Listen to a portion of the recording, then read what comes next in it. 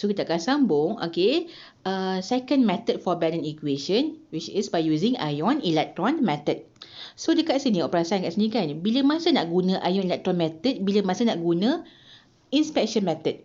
So untuk ion electron method, dapat dalam soalan kalau dia sebut perkataan ni. Dia ada sebut perkataan redox. Dia ada sebut perkataan oxidation ataupun reduction. Dia ada sebut titration.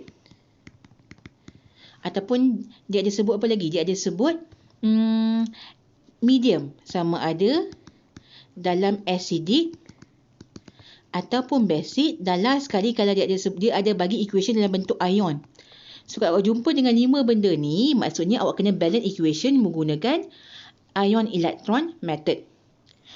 So selalunya untuk ion electron method ni dia melibatkan redox equation. Redox ni apa? Redox ni adalah oxidation dan reduction occur at the same time in one reaction. Dia berlaku oxidation dan juga reduction pada masa yang sama. Itu redox. So untuk redox kita memang akan guna ion electron method. Sebab apa? Untuk redox selalunya dalam bentuk ion yang ada charge, compound yang bercharge. So untuk ion electron method ni, dia ada 2 medium, sama ada dia akan minta dalam acidic medium ataupun dia akan minta dalam basic medium. So tengoklah soalan dia. So kalau untuk acidic medium, kita akan ada 7 step.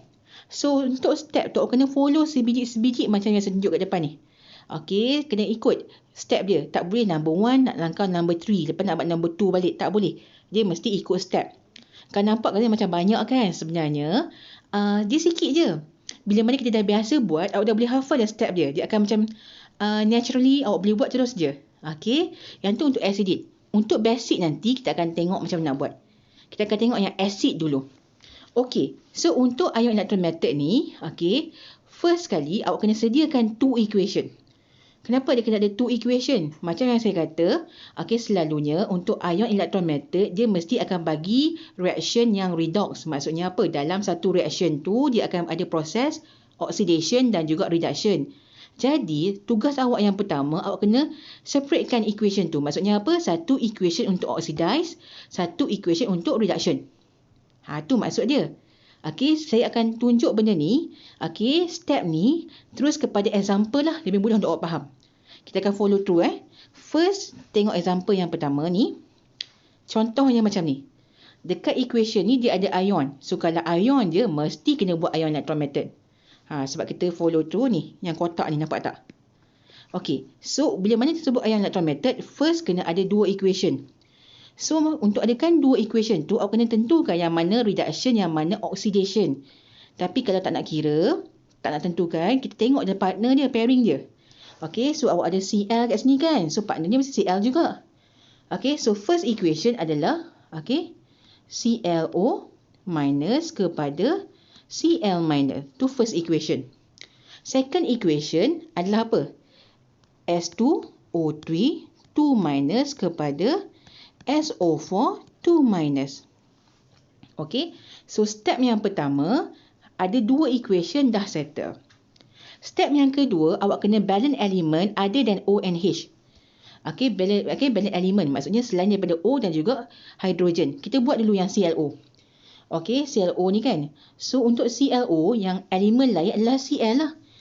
Sebelah reactant ada 1 Cl, produk ada 1 Cl. So dah balance, tak ada masalah. Cuba tengok yang kedua pula.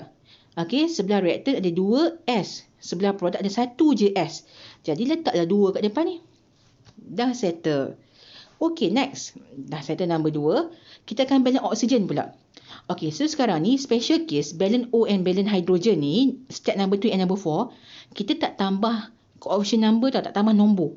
Kita akan tambah H2O ataupun H+. Kalau nak balance O, kita akan tambah H2O mengikut bilangan O yang tak cukup.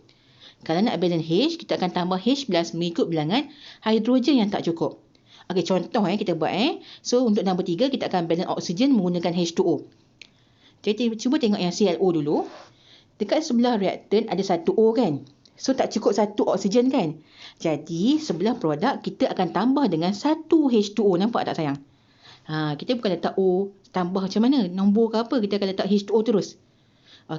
Kalau contohnya awak ada 2 H2O dekat sebelah ClO ni kan, ClO2 contoh. So sebelah produk nanti awak akan tambah 2 H2O lah. Sebab tu saya kata awak tambah bilangan H2O mengikut bilangan O yang tak cukup. Okey, cuba tengok yang second, S2O3 pula. Okey, untuk sebelah reaktan awak ada 3O, betul tak? Okey, untuk sebelah produk awak ada, bukan 4 awak ada 2 darab 4. Jangan terlupa depan tu ada option number. 2 darab 4 awak ada 8O. Okey, so bila mana 8O, okey, sini ada 3. So tak cukup berapa sayang? Tak cukup berapa? Berapa H2O yang awak nak tambah? Sini ada 3, ni ada 8.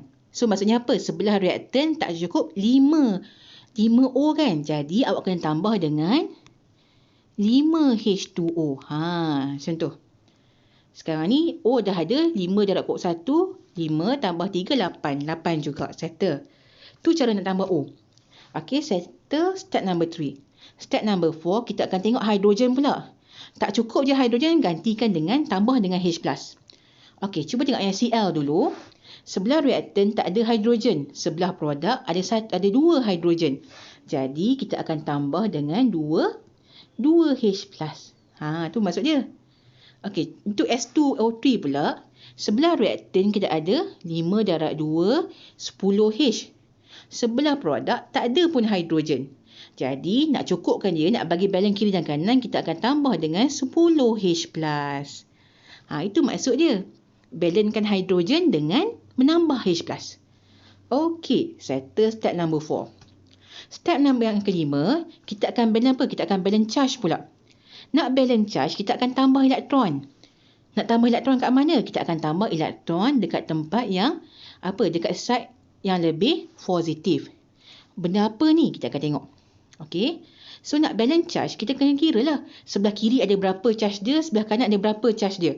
Jadi kalau tengok untuk Cl ni, tengok yang untuk Cl dulu cara nak kira charge macam mana. Saya akan darabkan coefficient number ni dengan charge yang atas ni. Untuk ion. Tapi kalau dia molekul, okey, dia tak ada charge. So dia kosong lah.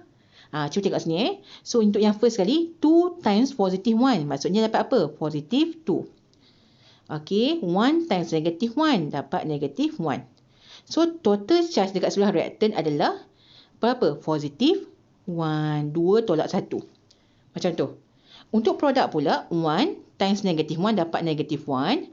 1 sebabkan dia molekul tak ada charge. Times 0 lah. Dapat 0. So dapat negative 1. Okay, so sekarang ni charge dia tak balance, tak sama. Macam yang kita sebut dekat tadi, nak balance charge mesti tambah elektron. Kita nak tambah elektron dekat side yang lebih positif. Kalau ikutkan dekat soalan, side yang lebih positif adalah side ClO-. So berapa banyak elektron yang awak nak tambah supaya bilangan dia sama macam sebelah produk tu. Dia umpamanya, elektron ni charge negatif. Awak ada RM1. Macam mana nak jadikan awak berhutang RM2? Dengan cara awak tambah 2 elektron, betul tak? So bila mana awak tambah 2 elektron kat sini, salin balik 2H+, tambah dengan ClO-, dapat Cl- tambah H2O. Apa yang awak akan dapat? Kita cuba kira charge 2 times negative 1, nampak tak? Sebab elektron tu charge negatif. So negative 2. 2 times positive 1 dapat positive 2. 1 times negative 1 dapat negative 1. So total dia akan dapat negative 1. So dia akan samalah dengan sebelah produk. So negative 1. So dah balance lah charge dia. Ini maksud saya balance elektron. Balance charge with elektron. Okey, dah pandai kan? Kita cuba yang S2O3 pula. Macam mana cara nak kira charge? Depan darab yang atas kan? Kalau molekul kosong. 5 times 0 sebab molekul 0. 1 times negative 2 dapat negative 2. Untuk yang ni pula total dia berapa? Negative 2. Untuk produk, 2 times negative 2 dapat negative 4. 10 times positive 1 dapat positive 10. Total dia berapa? Negative 4, positive 10, so dapat positive 6. Nampak sayang? Okey, betul tak? Am I right? Okey, so sekarang ni, nak balancekan dia, kita akan tambah elektron dekat side yang lebih lebih positif. Macam mana nak samakan 6 dengan negatif 2? Nak tambah berapa negatif? Supaya 6 jadi nilai negatif 2. Kalau 6 tambah 6 elektron, dapat kosong. Tak sama lagi. Jadi 6 kena tambah dengan 8 elektron. Macam tu. Barulah boleh dapat negatif 2. Okey, kalau tak percaya kita cari tengok. Okey, awak dapat 5H2O kan? 5H2O tambah S2O3 2 minus kepada 2SO4 2 minus plus dengan 10H plus dengan 8 elektron tambah 8 elektron. Cuba kita kira charge sama-sama. Ni tak kacau apa-apa kan? Negatif 2, total negatif 2. Sebelah produk, negatif 4, positif 10, okey, negatif 8. Tolak 4, tolak 8 tambah 10. So, akan dapat negatif 2. Nampak tak? So, dah balance lah charge dia. Ni cara nak balance charge. Alright, boleh So, next, kita dah balance charge. Okay, sekarang ni kita kena samakan bilangan elektron untuk kedua-dua equation. The first equation kita ada 2 elektron. Second equation kita ada 8 elektron. So, dia dalam faktor yang sama. Jadi, kita darab dengan berapa? Nak bagi sama. Kita kena times 4. Macam tu. So, awak akan dapat, okay, 8 elektron, salin balik kat bawah tambah dengan 4 times 2, 8 juga. 8H plus tambah dengan 4ClO minus. Produce apa sayang? Produce 4Cl minus tambah dengan 4H2O. Ni equation yang pertama. Equation yang kedua sebab tak buat apa-apa. Memang dah 8 elektron kan? Salin balik je. So, 5H2O tambah dengan S2O3 2 minus produce 2SO4 2 minus plus dengan 10H plus. Okay, plus dengan 8 elektron. Okay, so dah tulis kedua-dua ni. Tengok yang last step. Dia kata apa? Combine equation. So, before you combine, awak kena ensure that okay, benda yang sama kita cancel out. Kita kena buang elektron low. Kiri dan kanan kita cancel. Kalau dia same side, reactant dengan reactant ataupun produk dengan produk, kita akan tambah. Okay, contohnya macam ni kan. 8 elektron sebelah kiri, 8 elektron sebelah kanan. 8 kena cancel out lah, kena tolak. 8 tolak 8 dapat kosong, hilang terus. Cuba tengok ada benda yang sama lagi tak? H plus pula kan? H plus sebelah kiri, ni H plus sebelah kanan. So, tolak lah. 10 tolak 8, hilang. Yang ni tinggal 2. Okey, ada lagi tak yang sama? Apa lagi? Cl tak? H2O pula. H2O yang atas tu sebelah kanan. H2O yang bawah sebelah kiri. 5 dengan 4. So, 4 hilang. Ni tinggal 1.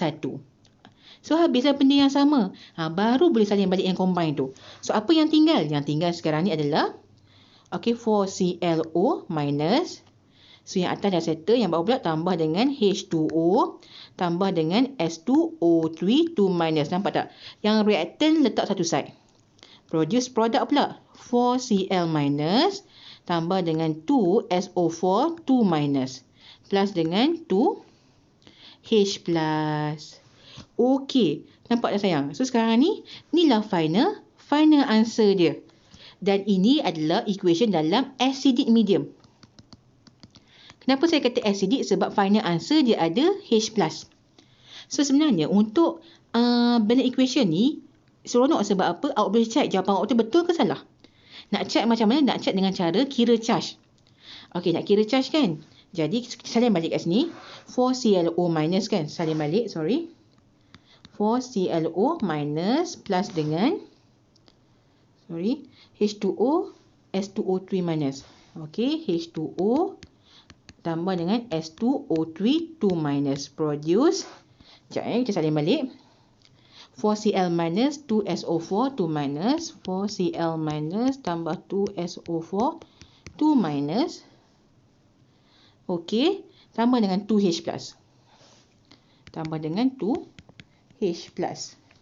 Okey, cuba kita check equation kita ni betul ke tak? Jadi, cuba kira charge dia. 4 times negative 1, negative 4. Yang ni 0, negative 2. Total up dia adalah negative 6. Yang kedua pula, 4 times negative 1, negative 4. 2 times negative 2, negative 4. Okey. 2 times positive 1, dapat positive 2. Total up, negative 6 juga. So, kiri dan kanan sama charge kan? So, equation ni betul. Tu yang selamatnya. Sebab awak boleh check equation awak tu betul ataupun salah. Okey, so ini adalah untuk acidic medium. Okay. Lepas ni the next video saya akan tunjuk pula macam mana nak buat basic medium. Alright.